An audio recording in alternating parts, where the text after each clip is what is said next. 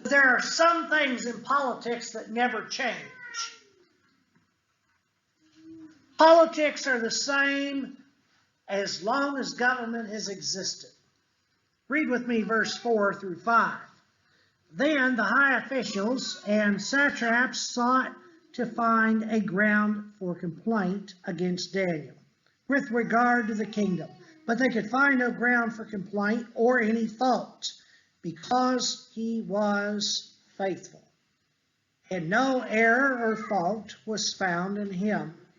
Then these men said, "We shall not find any ground for complaint against Daniel unless we find it in connection with the law of his God."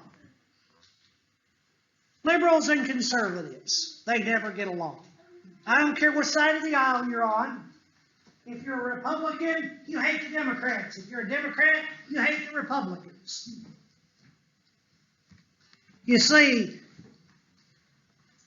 the goals are different. Daniel's in the same situation. Jealousy. The opposing side has more numbers. Daniel's faithful. He's making sure, and Darius sees this faithfulness. He sees the consistency in the way he conducts himself. There's an obvious quality here that is lacking among others who King Darius has set in place. And so now he says, I'm going to elevate Daniel. No longer will he be one of three. He's going to oversee the three.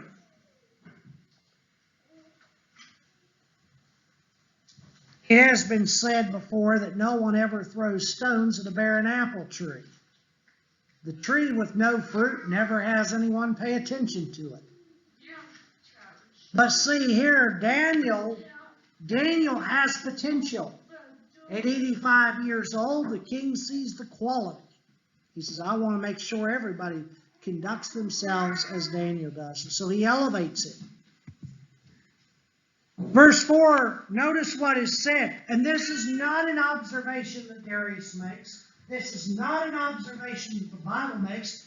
This is an observation that Daniel's opposing force, the satraps and the other two officials, this is an observation that they made.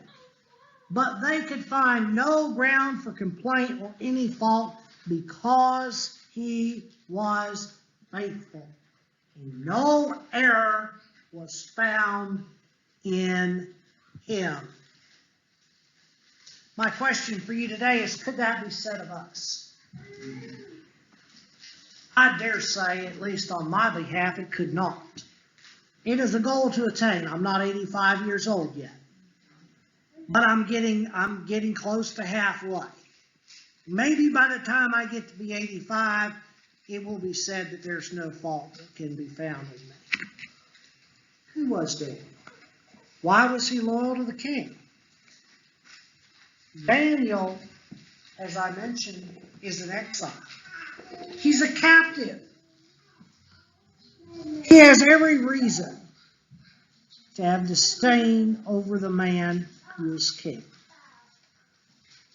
But you see, there is a concept that God teaches throughout the Bible. It's a concept that Daniel and three other individuals, we know them by their Chaldean names, Shadrach, Meshach, and Abednego. There's a quality in which they had, and that was loyalty. Despite every reason to be unloyal, they had loyalty to those who God put into power. And Daniel carries that with him into the next kingdom of Darius. Now, I want you to go back to Daniel with me. And there's a plot that's about to be hatched. In Daniel chapter 6 and in verse 6, then these high officials, satraps, came to an agreement. Aha! They found the only weakness. It's in his faith. The only way they're going to trip this man up, and I can just see them sitting in a room, arguing back and, well, we can't get him here, he's honest. We can't get him over here, he does what Darius says. And somebody, somewhere in that group of 122 or 123 individuals says, you know, the only way we're going to catch him is in the law of his God.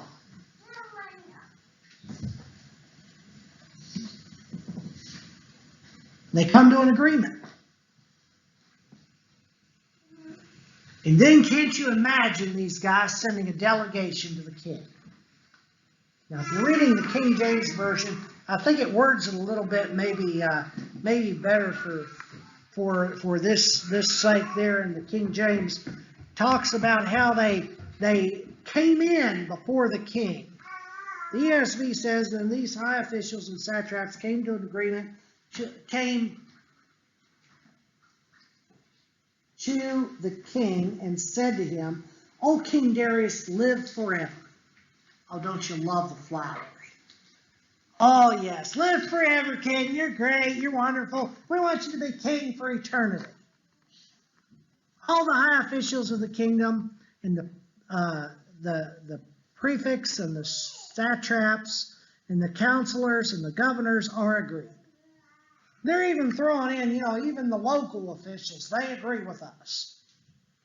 That the king should establish an ordinance and enforce an injunction that whoever makes petition to any god or man for 30 days, except to you, O king, shall be cast in the den of lions. Now, O king, establish the injunction. Sign the document. They've got it ready. See, they've got this document ready. We're coming in prepared. Anyone who's ever done any legislative work will tell you you've got to make it smooth. They've already got it ready for him to sign. Establish the injunction, sign the document so that it cannot be changed. See, the Bible even makes a note here, according to the laws of the Medes and Persians, which cannot be revoked. There they had a custom. Once something was signed into law, you couldn't undo it. That's the way it read. Once King Darius signed the document, sealed forever. Now, the remarkable thing about this is, just as with many other ancient cultures, they regarded King Darius as a form of deity. That's one of the reasons they addressed him, "O king, live forever." The culture was very much like the Japanese culture of my grandparents during World War II. One of the reasons that the Japanese people fought with such ferocity, they had what they called kamikaze warriors.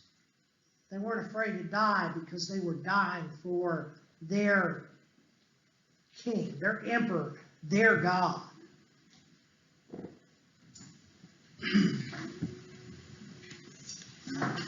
This kingdom of the Medes and Persians had the same idea, that Darius was a form of deity. He was a god, an idol.